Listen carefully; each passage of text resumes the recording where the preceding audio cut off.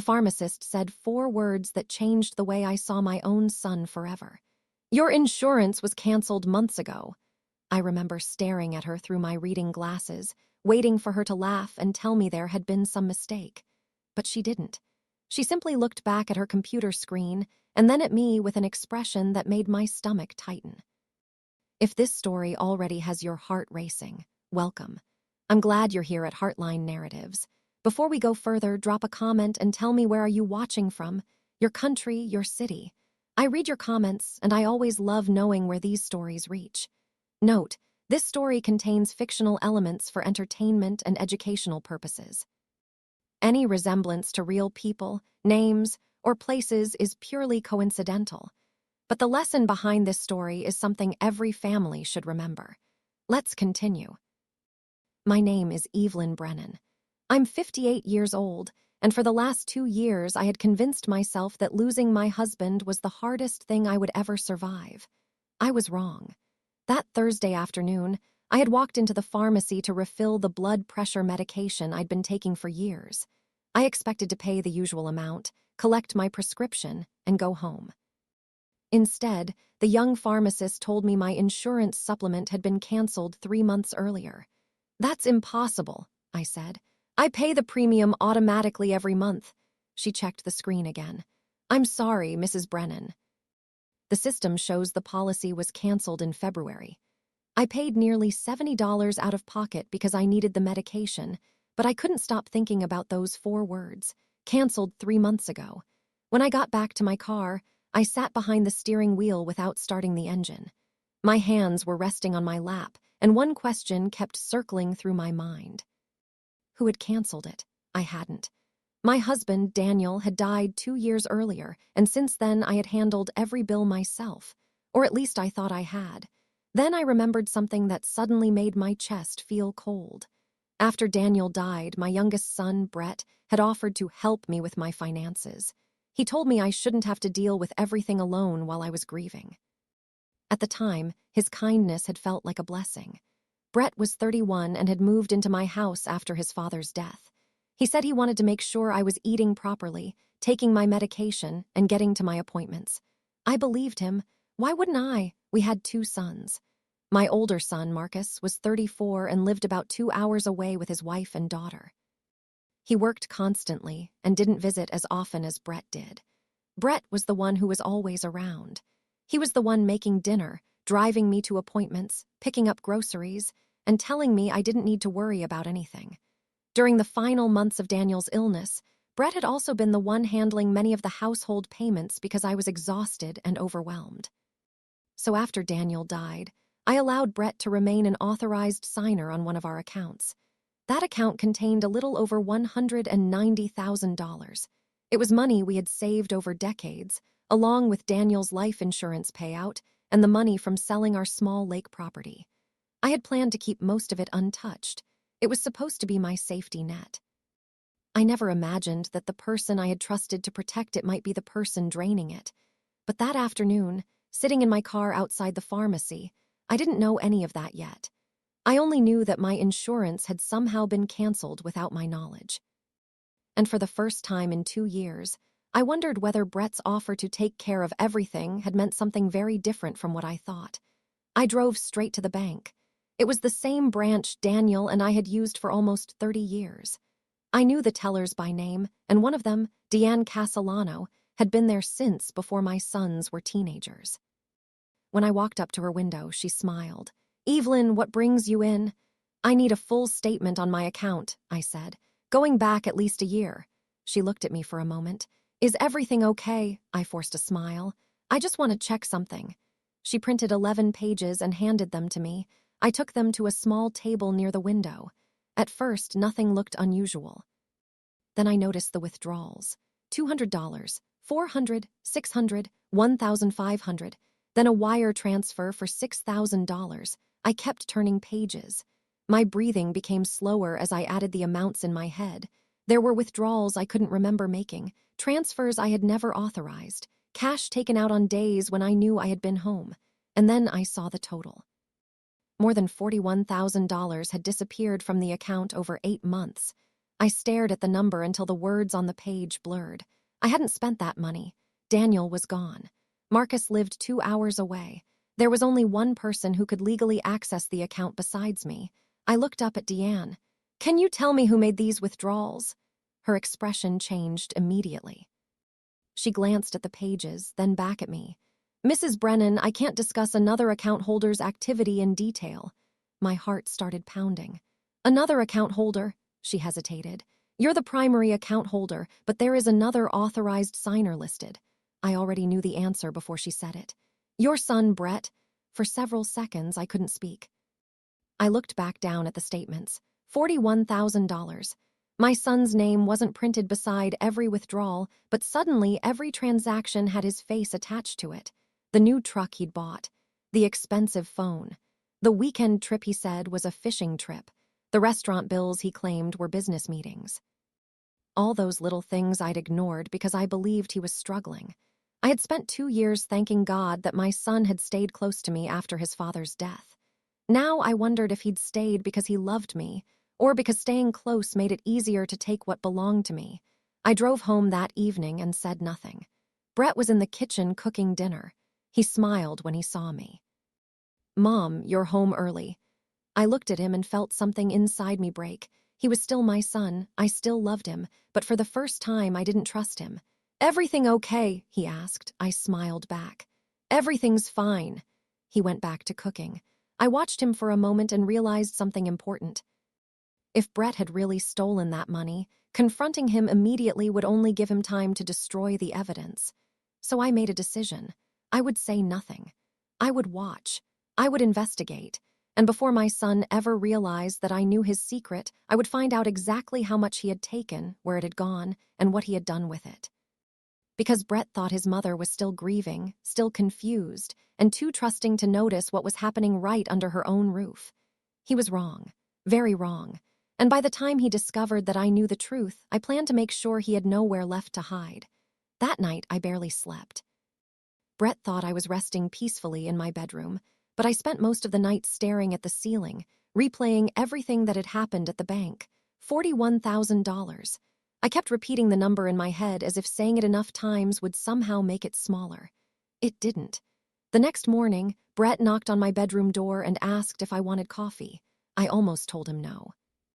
Instead, I smiled and said, "Sure, sweetheart."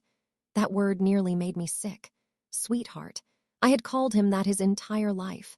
Now I wondered whether he heard affection when I said it or simply heard an opportunity. I waited until he left for the grocery store before I opened my laptop and logged into the account.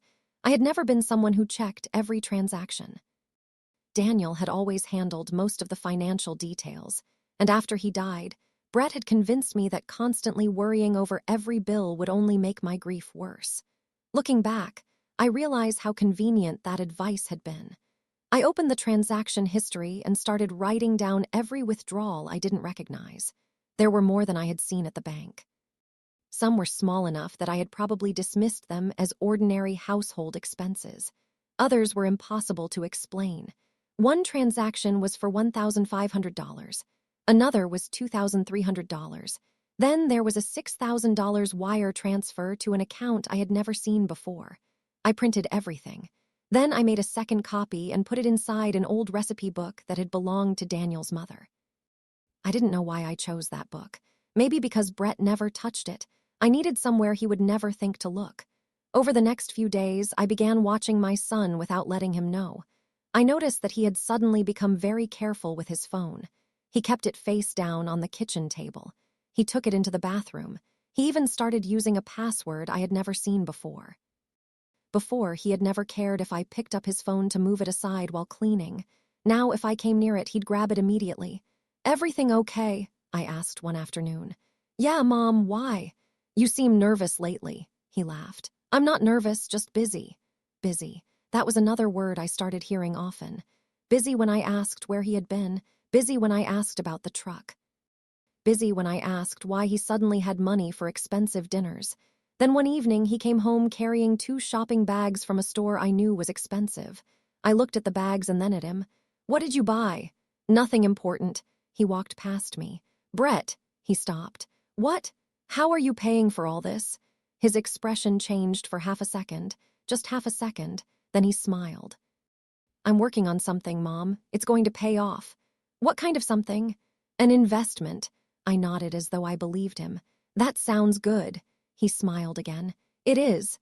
But after he went upstairs, I went back to my laptop. I searched the dates of his purchases against the withdrawals from my account. 3 of them matched almost perfectly.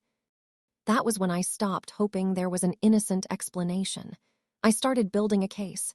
I made a spreadsheet with every suspicious transaction, the date, the amount, and what Brett had been doing that day. I wrote down everything I remembered. I didn't tell Marcus yet.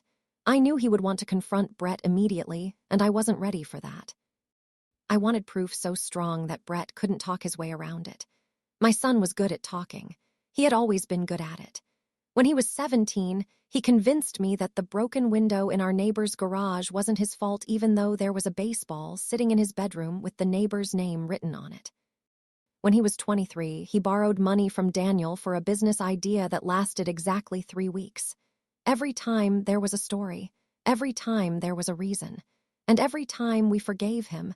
But this was different. This wasn't a few $100s. This was money Daniel and I had saved for our future. Money that was supposed to keep me safe when I was old.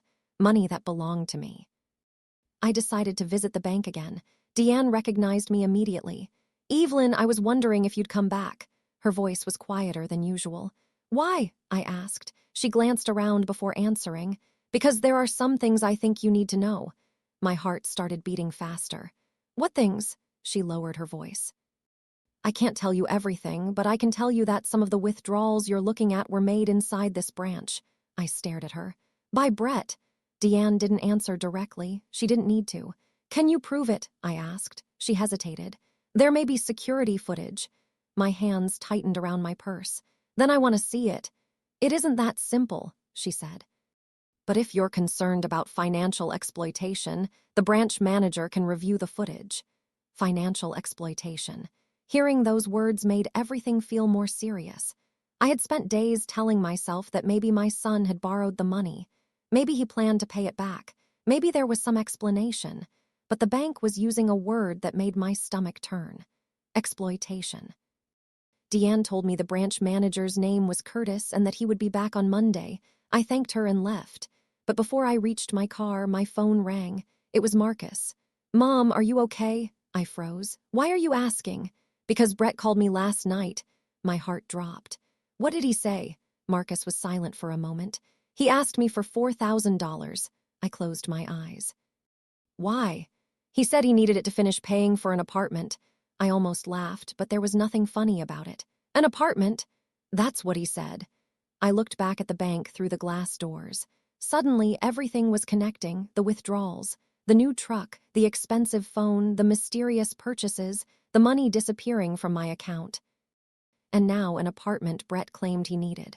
Marcus, I said quietly, when was the last time Brett asked you for money? A few months ago. How much? He sighed. 4,000. My stomach tightened. Did you give it to him? Yes. I felt something inside me sink. My older son had given his brother money because he believed Brett was trying to rebuild his life. Meanwhile, Brett had been taking money from me. Mom, Marcus said, what's going on?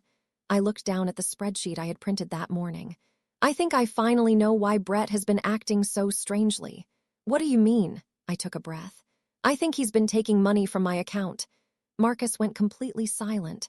Then he said something I will never forget. Mom, I was afraid you were going to tell me that. I gripped the phone tighter. Why? Because I've suspected something for months. I closed my eyes. My own son had seen the warning signs before I did. And suddenly I realized that Brett wasn't just hiding something from me. He had been hiding it from everyone, but he had made one mistake. He had underestimated how long I was willing to stay quiet. And now I was going to find out exactly where every dollar had gone. Marcus came to my house the next morning. I could tell from his face that he had been carrying this secret for a long time. He sat across from me at the kitchen table and placed his phone beside his coffee. Mom, I didn't know how to tell you. Tell me now. He took a breath. Brett asked me for money in March. He said he was putting a deposit down on an apartment and finally moving out. I looked at him.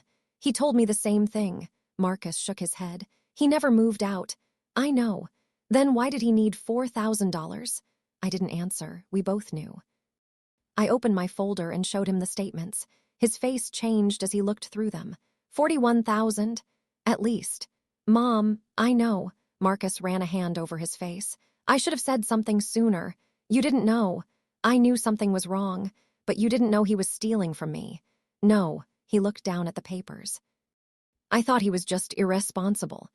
That was exactly what I had thought too. Irresponsible, not dangerous, not dishonest, just lost. But the more I looked at the evidence, the more I realized that Brett hadn't been lost at all. He had been calculating. I started checking the dates of the withdrawals against things Brett had told me. In April, he had told me he was going to a construction training course. That same week, $1,500 disappeared. In June, he said he was visiting a friend in Tennessee. A $6,000 transfer occurred 2 days before he left. In October, there were 4 separate withdrawals totaling $11,000. And during that same month, Brett suddenly came home with a new phone and started talking about turning his life around. I almost laughed at the irony. Marcus, I said, I need you to help me with something. Anything. Don't confront him. He looked surprised. Why? Because I want to know where the money went. I explained what Deanne had told me about the security footage. Marcus nodded slowly. Then we get proof first. Exactly. That Monday, I went back to the bank and met Curtis, the branch manager. He was younger than I expected, maybe in his early 40s, and he listened carefully while I explained the situation. I brought copies of the statements and my notes. He asked me several questions. Had I given Brett permission to make the withdrawals? Had I ever told him he could use the account for personal expenses? Had I received any benefit from the transactions? My answers were always the same. No, no, and no. Curtis told me he would review the available footage. How long will that take? I asked. A few days. I can wait. Mrs. Brennan, he said gently, I recommend you change your account access immediately. If I do that, he'll know I suspect him.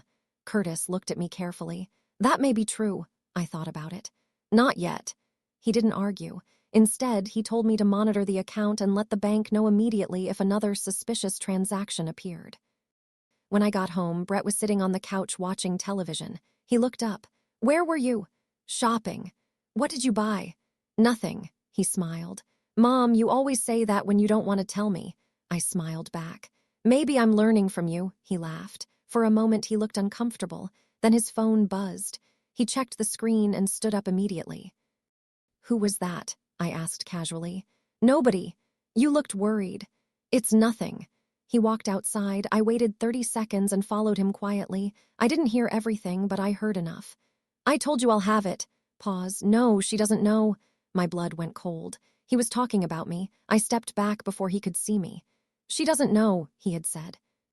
I returned to the kitchen and sat down. My hands were shaking. It wasn't suspicion anymore. It was confirmation. Brett knew he was hiding something from me. The only question was how much. That evening, I searched through the paperwork in his room while he was out. I wasn't proud of it, but I wasn't going to apologize either. I found receipts. Casino receipts, hotel bills, restaurant charges. And then I found something that made my heart stop. A woman's name appeared repeatedly. Meline. There were messages printed from a payment app, and money had been sent to her several times. $300, $500, $800, then another transfer for $2,000. I photographed everything with my phone and put it back exactly where I'd found it. I didn't know who Meline was, but I knew she wasn't part of any investment Brett had mentioned to me. The next morning, I called Marcus. I found another name. Who? Meline. There was silence. Then Marcus said, I know her. You do. I've seen her with Brett. My stomach tightened. Where? At a casino outside Nashville. I sat down. Suddenly, the fishing trip made sense. The expensive dinners made sense. The mysterious withdrawals made sense. My son wasn't investing money. He was spending it, and he had been spending my money while looking me in the eye every single day. But I still wasn't going to confront him. Not yet, because revenge isn't about losing your temper. It's about making sure the person who betrayed you understands exactly what they lost. And I was beginning to realize that Brett was going to lose much more than money. 4 days later, Curtis called me. "Mrs. Brennan, I think you should come in." I knew immediately that he had found something. "What did you see?" "I'd rather show you in person." I drove to the bank with Marcus. Curtis took us into a small office and closed the door. He pulled up security footage from the branch. There was Brett, my son, standing at the counter.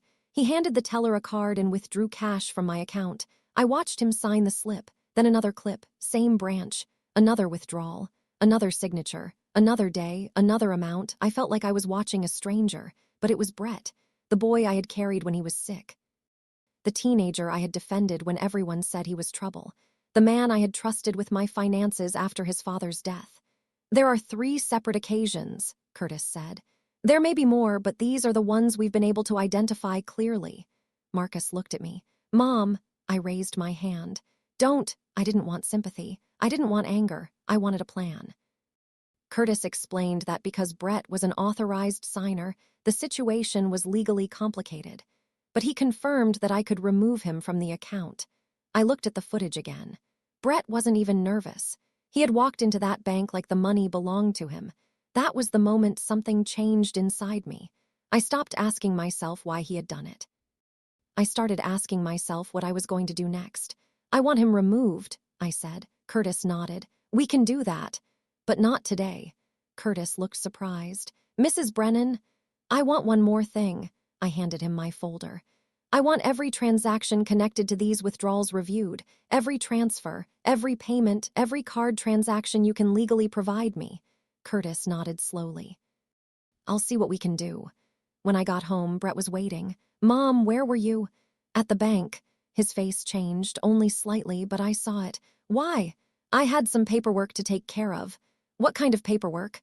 "Nothing you need to worry about." He stared at me for a second, then he smiled. "Okay." That night, Brett cooked pork chops for dinner. They were Daniel's favorite recipe. I sat at the table and watched my son serve me food with the same hands that had taken money from my account. "Mom." "Yes, you seem quiet." "I'm tired." "Are you sure?" "I'm sure," he smiled. "You know I love you, right?" My heart twisted. "I know," but for the first time I wondered if he understood what love actually meant. The next morning, I met with a lawyer named Carla Whitfield. She had handled some of Daniel's estate paperwork and knew our family history. I showed her everything: the statements, the footage, the receipts, the transfers to Meline, the casino records. She studied the documents carefully. "Evelyn, you have enough here to take this very seriously." "Can I get the money back?" "Possibly." "Can I make him pay for what he did?" She looked at me. "There are legal remedies, but you need to be careful about how you proceed." "I don't want to hurt him." Carla raised an eyebrow. "You sound angry." "I am." I looked at the photographs on her desk. "But I don't want revenge that ruins me. I want consequences that teach him something." Carla nodded. "Then we do this properly." She told me not to confront Brett yet. She advised me to secure my accounts, protect my documents, and preserve every piece of evidence. I followed every instruction. That afternoon, I opened a new account that Brett had no access to. I moved the remaining funds. I changed passwords. I removed him from every financial account he could access, but I didn't tell him. I wanted him to keep believing everything was normal. For the next week, I acted exactly as I had before. I cooked breakfast. I asked about his day. I listened when he complained about work. I even laughed at one of his jokes. Meanwhile, behind his back, I was building a case that would destroy every excuse he had prepared. Then one evening, I heard Brett talking on the phone upstairs. "She still doesn't know," he said. I stood at the bottom of the stairs and listened. "I told you, she trusts me." My fingers tightened around the railing. He laughed. "She'd never believe I did that to her." I closed my eyes. He was right about one thing. I had trusted him completely. But he was about to learn the difference between a mother who doesn't know and a mother who knows everything. I walked back to the kitchen before he came downstairs. A few minutes later, he entered the room smiling. "Mom, can I ask you something?" "Of course." "I need another favor." I looked at him. "What kind of favor?" He smiled. "I need some money." And that's when I realized the final stage of my plan had just begun. Brett sat across from me and told me he needed $8,000. He had a new opportunity, he said. A construction investment, a chance to finally get his life together. He spoke with confidence, almost excitement, the old Brett, the charming Brett, the son who could make a lie sound like a promise. I listened quietly. "What happened to the apartment?" I asked. He paused. "What apartment?" "The one Marcus told me about." His face changed. "Marcus talked to you." "Yes." Brett looked away. "That was different." "How?" "It didn't work out." "And the $8,000? "I need it for the investment." I nodded slowly. "What investment?" He gave me a name. I wrote it down. Then I asked him one question. "Why should I trust you?" He looked hurt. "Because I'm your son." Those words almost broke me. "Being my son doesn't automatically make you trustworthy." He stared at me. "Mom, what is that supposed to mean?" "Nothing," I smiled. "I'll think about the money." He relaxed immediately. "Really?" "Maybe." He thanked me and hugged me. I hugged him back. Then I watched him walk upstairs. The moment he disappeared, I called Carla. "He asked for 8,000. "Good," she said. "Did you give him anything?" "No." "Don't." "I won't." The next morning, Carla helped me send a formal notice to the bank and begin the process of recovering the stolen funds. We also contacted the appropriate authorities regarding the suspicious transactions. I wasn't trying to destroy my son. I was trying to stop him from destroying me, but Brett didn't know any of that. He continued acting normally. He even started talking about buying another vehicle. I wondered how far he planned to go. Then the bank contacted me again. There had been another transaction attempt. Brett had tried to use the old account information to make a payment. The payment failed because I had already removed his access.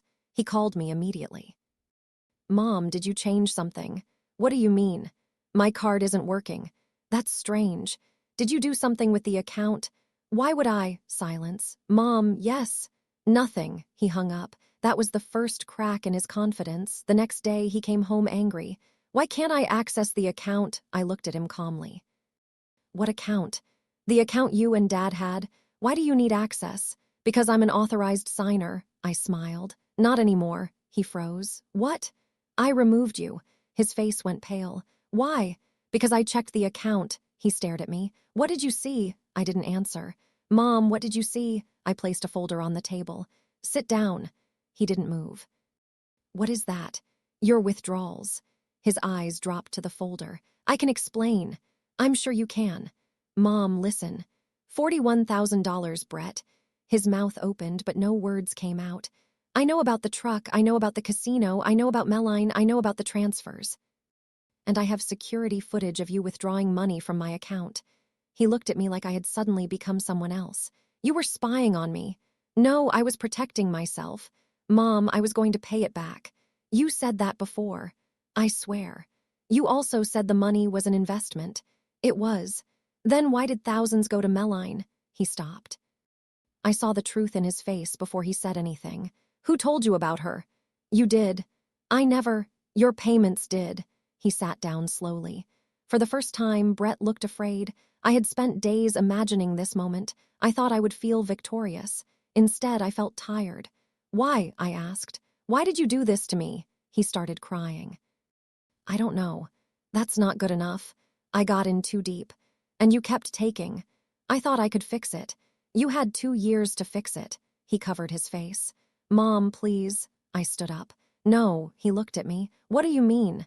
"You wanted me to trust you. You wanted access to everything I had. You wanted me to believe you were taking care of me." I picked up the folder. "Now you're going to learn what happens when you betray the person who trusted you most." He whispered. "Are you pressing charges?" I looked him directly in the eyes. "That decision isn't mine alone anymore." And for the first time, Brett understood that the woman he thought he could manipulate had finally stopped playing the role of his helpless mother. After I confronted Brett, he begged me not to involve anyone else. He promised he would repay every dollar. He said he would sell the truck, end his relationship with Melline, and take whatever job he could find. I listened, but I didn't undo anything. I had spent too long believing promises. Now I needed actions. Carla told me that the bank's investigation had uncovered additional suspicious activity. Some of the money had gone directly toward Brett's personal debts. Some had been transferred to Melline. Some had been withdrawn in cash. And some had been used for gambling. Brett had not made one bad decision.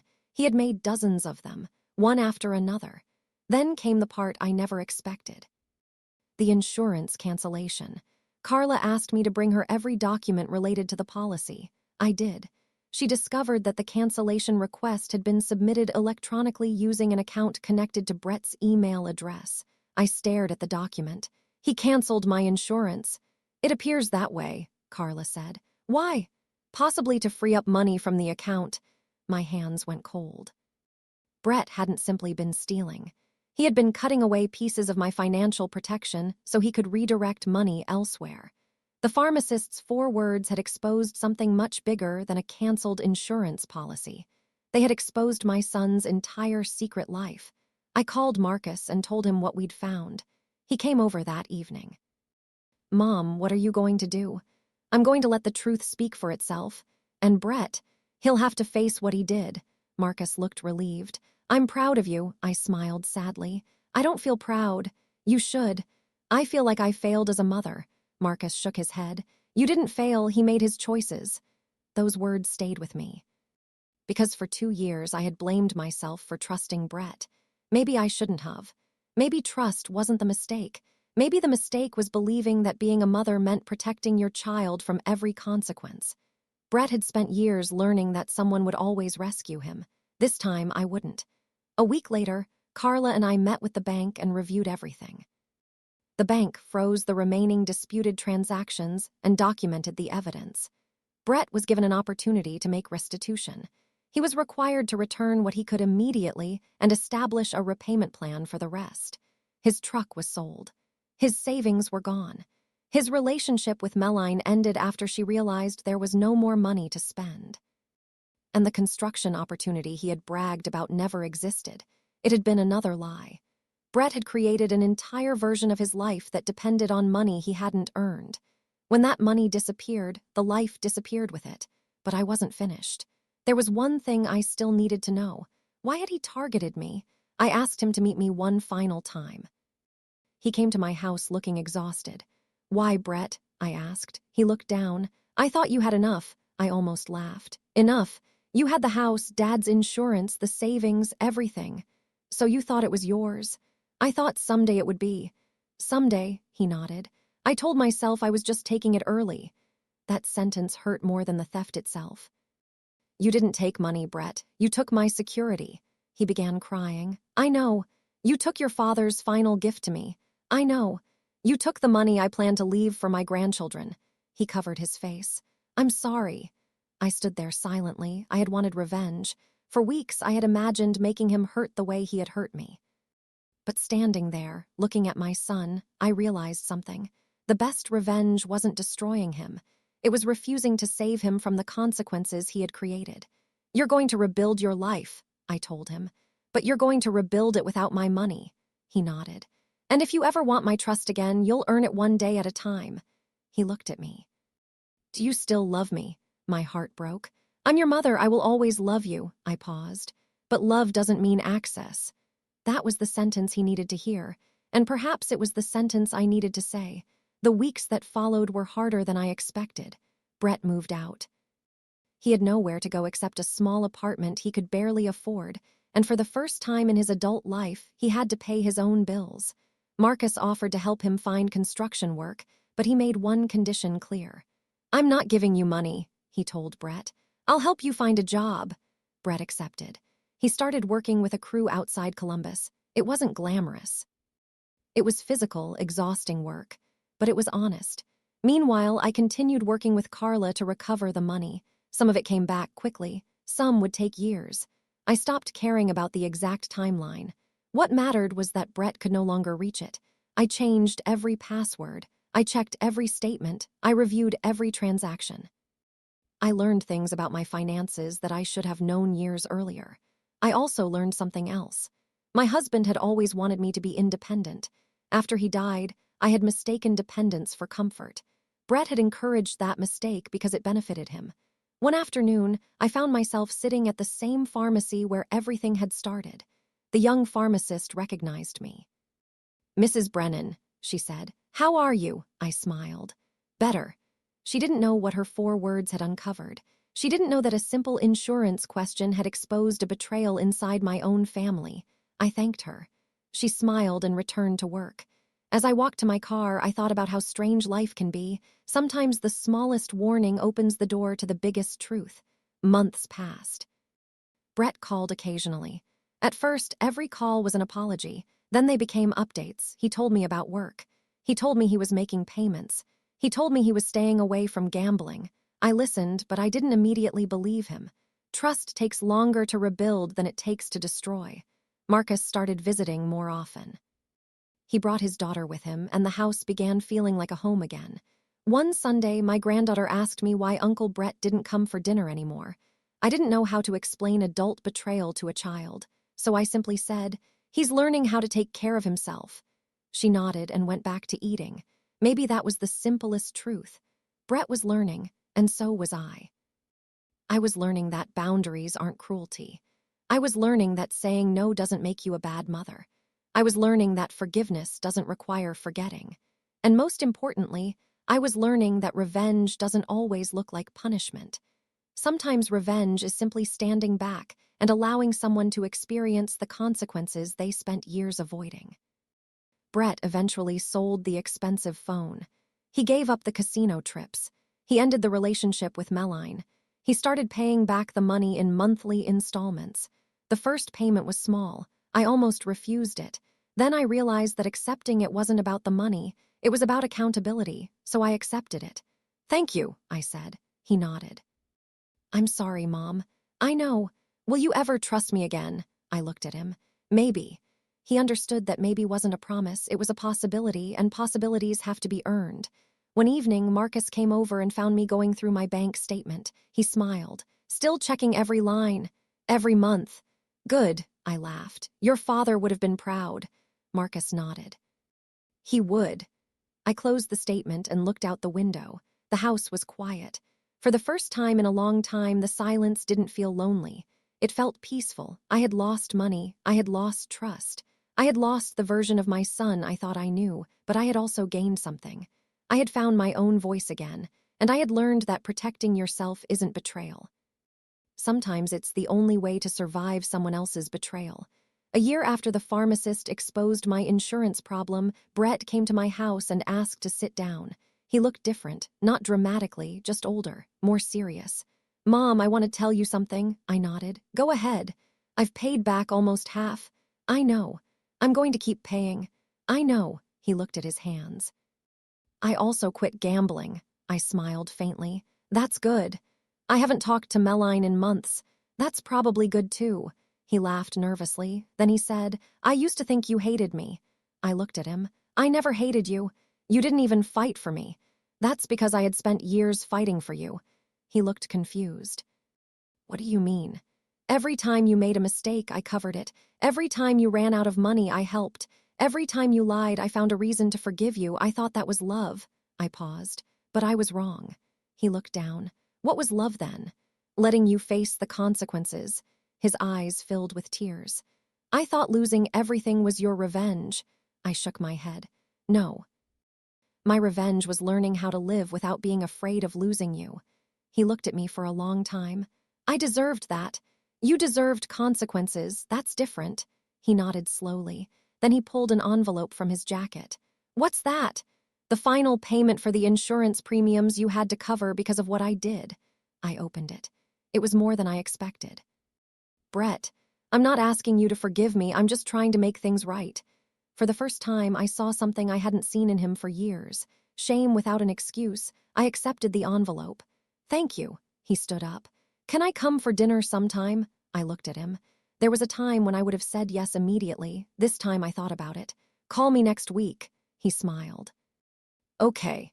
After he left, I sat at the kitchen table and cried. Not because I wanted him back exactly as he had been. I didn't. That version of Brett had hurt me too deeply. I cried because I finally understood that I could love my son without trusting him blindly. I could forgive him without giving him access to my life. I could wish him well without rescuing him. And I could let him rebuild himself without rebuilding him for him. That was the real revenge, not watching him suffer, not humiliating him, not destroying his future. It was refusing to let his betrayal destroy mine. I started traveling again. I visited the lake property where Daniel and I had spent so many summers. I planted flowers in the backyard. I joined a local book club. I began having dinner with Marcus and his family every Sunday. Slowly, my life became mine again. One evening, Marcus asked me, "Mom, do you regret trusting Brett?" I thought about the question. "No," he looked surprised. "Really? No, I regret what he did, but I don't regret loving my son. Even after everything. Especially after everything." Marcus smiled. "That's very you." I laughed. "Maybe." Then I looked at the bank statement sitting on the table. $41,000 had once represented betrayal to me. Now it represented something else. A lesson. I had learned to protect myself. I had learned to ask questions. I had learned to look at the truth even when the truth hurt. And I had learned that sometimes the person you trust most can become the person who teaches you how strong you really are. Brett continued making payments. Slowly, consistently, without asking for praise. That mattered more to me than the amount. One evening, he called and said, "Mom, I think I'm finally close." "Close to what?" "Paying everything back." I smiled. "That's good. There's something else." "What?" "I want to apologize without asking you to forgive me." I was quiet. "Okay," he said, "I used your grief against you." My eyes filled with tears. "I know. You trusted me because Dad died and you were hurting." "Yes, and I used that trust to make my life easier." I closed my eyes. "Yes, I'm sorry." This time I believed him. Not because the words were different, but because his life had finally changed enough to make the words believable. We sat together for dinner that weekend. It was awkward at first. Then Marcus arrived with his daughter, and slowly the tension disappeared. Brett didn't act like he owned the room anymore. He didn't ask about my finances. He didn't offer to handle my bills. He simply sat there and ate dinner. After everyone left, he helped me wash the dishes. "Mom." "Yes, I know things won't ever be like they were." I dried a plate and looked at him. "No, are you okay with that?" I thought for a moment. "Yes, why?" "Because what we had before wasn't healthy." He nodded. "I understand." He finished drying the plate. "I think I finally understand." That night after he left, I went into my study and opened the old recipe book where I had hidden my first copies of the bank statements. I held those pages in my hands and remembered the woman I had been when I first discovered the missing money. She had been frightened, confused, heartbroken. She had thought her life was falling apart. But that woman had done something important. She had stayed quiet long enough to discover the truth. She had refused to let fear make her reckless. She had chosen evidence over emotion, and because of that, she had protected herself. I put the old statements back in the book. I didn't need them anymore. The case was closed. The debt was nearly paid. The family had changed, and so had I. I still checked my bank statements every month. I still kept my passwords private. I still made my own financial decisions. But I no longer did those things because I was afraid. I did them because I respected myself. Then, one afternoon, I received a call from the pharmacy. The pharmacist who had first warned me was leaving to work at another location. She wanted to say goodbye. I smiled when I heard her voice. "You probably don't remember me," I said. "Of course I do," she replied. "You were the woman whose insurance had been canceled." I laughed. "Yes, that woman. Are you doing okay?" I looked around my house, at the photographs on the wall, at the flowers outside, at the bank statement on my desk. "I'm doing better than okay." She said goodbye and wished me well. After I hung up, I sat quietly for a few minutes. 4 words had once frightened me. Now they felt like a gift. Your insurance was canceled months ago. Those words had forced me to look closer. They had led me to the bank. The bank had led me to the truth. The truth had led me to my son. And my son had forced me to finally understand something I should have known all along. Love without boundaries isn't always love. Sometimes it's permission. And sometimes the most loving thing a mother can do is stop protecting her child from the consequences of his own choices. It's been almost 2 years since that afternoon at the pharmacy. Sometimes I still think about it, not because I miss the money, not because I hate Brett, but because I wonder what would have happened if the pharmacist had never looked at her screen twice. What if she had simply handed me my prescription and wished me a good day? I might have gone home. I might have continued trusting Brett. I might have continued believing every excuse, and eventually there might have been nothing left for me to protect. I don't know if life gives us warnings for a reason, but I know I got one. 4 simple words exposed a secret I never imagined existed inside my own family. Brett eventually paid back everything. It took time, but he did it. He never asked me for money again. He never asked for access to my accounts. He never complained about what he had lost. And slowly, carefully, he earned a place in my life again. Not the same place. A different one. A healthier one. Marcus still visits every Sunday. His daughter calls me grandma and runs through my front door like she owns the place. Sometimes Brett comes too. The first few times were uncomfortable. Now they're almost normal. Almost. I don't pretend the betrayal never happened. I don't erase it. I don't need to. Forgiveness isn't pretending the wound wasn't real. It's deciding that the wound doesn't get to control your future. I used to think revenge meant making someone feel the pain they caused you, but I learned something better. Real revenge is rebuilding the life they tried to take from you. It's waking up without fear. It's having your own money, your own choices, your own boundaries. It's watching the person who betrayed you realize that they can no longer manipulate you. Brett once thought my grief made me weak. He thought my age made me helpless. He thought being my son gave him a permanent right to everything I had. He was wrong. I was his mother, but I was also a woman who had survived loss, raised 2 sons, buried the man she loved, and learned how to stand on her own again. I didn't need to destroy Brett. I needed to stop allowing him to destroy me. And perhaps that was the hardest lesson of all. Sometimes the people we love hurt us in ways strangers never could. Sometimes the person sitting across the dinner table is the person quietly taking pieces of your life when you're not looking. And sometimes the smallest sentence from a stranger can save you from years of deception. I still keep my financial statements organized. I still check every transaction. I still make every important decision myself. But I don't do it because I expect betrayal. I do it because I finally understand the value of trusting myself. And if there is one thing I want anyone listening to this story to remember, it's this. Never be ashamed of discovering that someone you love betrayed you.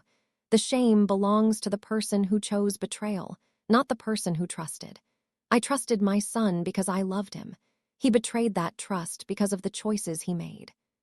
But I refused to let his choices become the end of my story. That pharmacist thought she was simply telling me my insurance had been canceled. She had no idea she was giving me the first clue in a mystery that would change my entire life.